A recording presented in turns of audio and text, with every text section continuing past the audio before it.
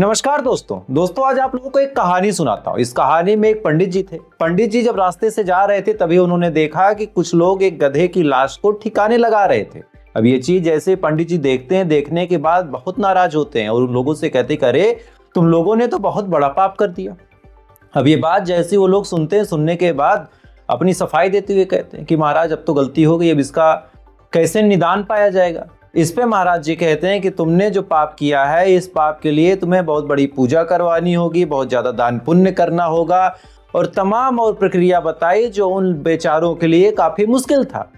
अब ये तमाम चीज जब वो लोग सुन रहे थे, इसी दौरान एक लड़के ने कहा कि अच्छा पंडित जी, एक सवाल मेरा आपसे है। इस पे पंडित जी ने पूछा कि क्या। तब उन्होंने कहा कि भाई हमने तो किया, हम तो दान पुण्य आपको कर देंगे, लेकिन चूंकि इस पूरे प्रकरण में आपका बेटा भी शामिल था, तो क्या आपका बेटा संतोष जो इस पूरे काम में शामिल है वो दान पुण्य करेगा, और करेगा तो किसको करेगा। अब ये बात जब पंडित जी सुनते हैं, सुनने के बाद उन्होंने एक मुहावरा पढ़ा और उस मुहावरे में ही पूरी कहानी छुपी हुई है। दरअसल पंडित जी ने कहा कि 4 लोग खड़े थे, एक था संतोष, गधा किसी ने भी मारा, कोई नहीं है दोष। यानी जब अपने बेटे की बात आई तब पता चला कि गधे को मारने में कोई दोष नहीं था। यही हाल आज हमारे देश की गोदी मीडिया का है और आज एक ऐसी घटना निकल के सामने आई है कि इस घटना को जानने के बाद जो सवाल असल में पूछा जाना चाहिए था, ये सवाल पूछा ही नहीं गया। दरअसल पूरी घटना क्या है आपको मैं बताता हूं, लेकिन इस घटना को अगर आप पूरा जानना चाहते हैं तो वीडियो को लास्ट तक जरूर देखिएगा। दरअसल 4 दिन पहले की बात, बनारस, जहां से हमारे देश के प्रधानमंत्री खुद अपनी सांसदीय की सीट जीत कर आए हैं, उसी बनारस की लंका पुलिस एक जगह पे चेकिंग कर रही थी। चेकिंग के दौरान जो पुलिस वाले थे उनकी नजर एक सोमो गोल्ड ट्रक पे पड़ती है। जैसे ट्रक पे पड़ती है, फौरन ट्रक वाले वहां से भागने की कोशिश करते हैं। पुलिस वालों को डाउट होता है, फौरन भागे पुलिस वाले उस ट्रक के पास जाते हैं, उसको अपने कब्जे में लेते हैं, उस ट्रक को घेर लेते हैं और घेरने के बाद जब ट्रक के अंदर झांकते हैं तो अंदर उन्होंने जो कुछ देखा, वो देखने के बाद पुलिस वालों का भी कलेजा फट गया। दरअसल उस ट्रक में 58 गौवंश थे। इसमें से लगभग 38 के करीब गाय थी, 17 के करीब बछिया थी और 3 सांड थे। अब ये तमाम चीज जैसे पुलिस वाले देखते हैं, दिमाग में फौरन मतलब साफ निकल के सामने आता है कि इन गायों के साथ क्या होना था। इसके बाद फौरन पुलिस वाले उन लोगों को गिरफ्तार करते हैं। गिरफ्तार करने के बाद मीडिया को जानकारी देते हैं कि आज हमने एक बहुत बड़े गौकसी के नेटवर्क का पर्दाफाश किया। लेकिन जब पुलिस वाले नाम बताते हैं और उस नाम में जब कहीं अब्दुल, जब कहीं मोहम्मद, जब कहीं खान नजर नहीं आता, तब गोदी मीडिया क्या खेल खेलती है अब आपको बताता हूं। दरअसल पहले आप पूरा प्रकरण समझ लीजिए कि ये लोग काम कैसे करते थे, लोगों की भावनाओं के साथ कैसे खेला जाता था। इस घटना में आप ये भी डिटेल में जानेंगे। दरअसल 7 लोग थे, जिनमें से एक का नाम शुभम भारती, रतन लाल, शंकर यादव और सत्यपाल सिंह। चारों नाम से हिंदू हैं, इसमें कोई मुस्लिम एंगल है नहीं और यही वजह है कि आज गोदी मीडिया खामोश है। दरअसल ये चारों एक गौशाला चलाते थे, ऐसी गौशाला जहां पे आसपास के लोग अपनी गायों को छोड़ के जाते थे। वो गाय जो दूध नहीं देती थी, वो गाय जो सड़कों पे घूमती थी, उन तमाम गायों को ऐसी गौशाला में छोड़ा जाता था। ये लोग ऐसी सेवा के नाम पे गौकसी का धंधा करते थे।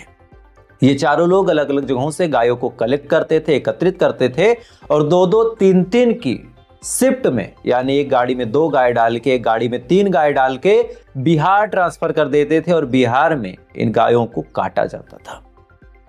मतलब लोग अपनी भावना से, अपनी श्रद्धा से गौशाला के नाम पे यहाँ गाय भी दान करते थे, पैसे भी दान करते थे और जैसे ही गाय आती थी, ये चारों, शुभम भारती, रतनलाल, शंकर यादव, सत्यपाल सिंह, ये चारों लोग खुश हो जाते थे कि चलो एक गाय और मिल गई, इस गाय को बेच के हम पैसा कमा लेंगे। अब ये बात जब पुलिस वाले सबके सामने बताते हैं कि लोगों की भावनाओं के साथ, हिंदुओं की भावनाओं के साथ खिलवाड़ करके कैसे ये चारों घिनौना काम कर रहे थे, तब हमारे देश की गोदी मीडिया वहां पे ये नाम सुनने को तैयार बैठी थी कि कोई खान निकल जाए, कोई अब्दुल निकल जाए। जब नहीं निकला तब इसके बारे में आज किसी भी बड़े मेन स्ट्रीम मीडिया में कोई चर्चा नहीं है। मेरा सवाल आपसे है, उन गोदी मीडिया वालों से, कि अगर यहाँ पे कोई मुसलमान होता, कोई मुस्लिम एंगल होता, तो क्या ऐसे ही गोदी मीडिया खामोश रहती? क्या लोग सड़कों पे नहीं उतरते? क्या उस अब्दुल के घर पे अब तक बुलडोजर नहीं पहुंच गया होता? क्या बड़े बड़े इंस्टाग्राम पे, बड़े बड़े फेसबुक, बड़े बड़े व्हाट्सएप ग्रुप में इसको लेके मुहिम न चलाई जाती? और अगर चलाई जाती तो आज बस हिंदू होने की वजह से इन चारों के खिलाफ कहीं कोई न्यूज क्यों नहीं है? क्या बाबा का बुलडोजर अब इस जगह पे जाएगा? क्या मोदी जी यहां पे भी इंसाफ करेंगे, चूंकि यहां पे उनका खुद का संसदीय क्षेत्र है? सवाल कई सारे हैं। अच्छा, ऐसा नहीं है कि मैं इन चारों को जस्टिफाई करने की कोशिश कर रहा, या फिर वो मुसलमान जो गौकसी करते हैं उनको जस्टिफाई करने की कोशिश कर रहा। मैं बस सवाल उठाने की कोशिश कर रहा हूं कि अगर करने वाला मुस्लिम है तब हाय तौबा होती है, लेकिन अगर करने वाला हिंदू है तो फिर हाय तौबा क्यों नहीं? और ऐसा नहीं कि केवल पहला मामला है। एक शख्स जिसका नाम बिस कंबोज, इसके बारे में मैंने आपको मार्च में बताया था कि ये बाकायदा पैसे लेके, ये गौरक्षा फाउंडेशन चलाता था, बाकायदा एक शख्स से पैसे लेके जाता है एक कसाई के पास, वहां पे एक गौवंश का सर खरीदता है, खरीदने के बाद सड़क पे रखता है और रखने के बाद किसी अब्दुल का नाम लगा के उसको बदनाम करने की कोशिश करता है।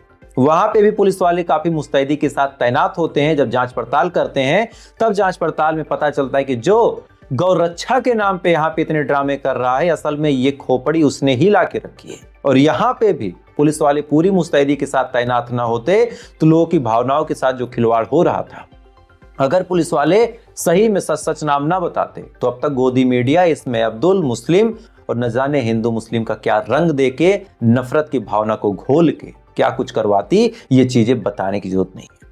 आप सोचिए, एक गौशाला चलती है, उस गौशाला में लोग अपनी गाय देते हैं, लोग वहां पे अनाज देते हैं, वहां पे पैसे देते हैं, उसी गौशाला से गायों को तस्करी करके अलग अलग राज्यों में बेचा जा रहा था, उनको कटवाया जा रहा था, उससे पैसे कमाए जा रहे थे। और ये करने वाले एक शुभम भारती, एक रतन लाल, एक शंकर यादव, एक सत्यपाल सिंह, बाकी 3 लोग ऐसे हैं जिनका नाम अभी तक निकल के सामने नहीं आया, क्योंकि ये लोग अभी तक फरार हैं।